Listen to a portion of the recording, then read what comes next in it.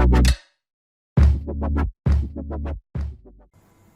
alaikum. Yeah, today I'm here to teach you how to insert value in the existing table. In the previous video, we had created a database in which we had created a table. Now in this video, I will teach you how to insert values in that. So here, same steps. Now here I will show databases. I want to get that database which I have created in the previous video, and that was PhD. Use PhD. Describe. Wait. Show tables. So we had created only one table. Now here describe imply. So here it is. Select star from employ.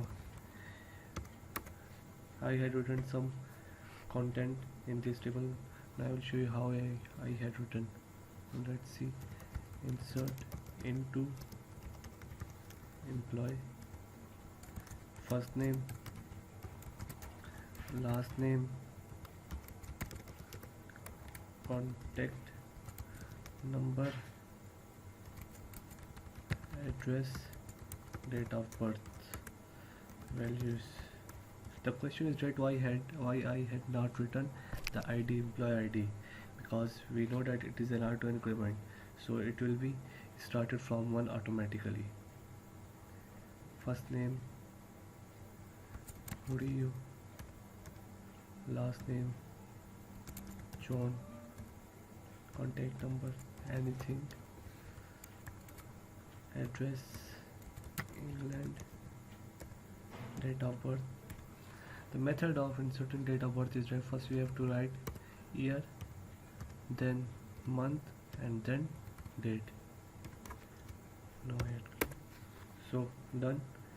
Now I will show you. Yeah, here it is. You got my point.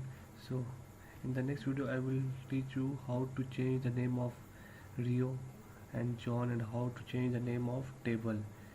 Thanks for watching. Like my video, and if you are not subscribed our channel, go and subscribe our channel. Don't forget to bell icon.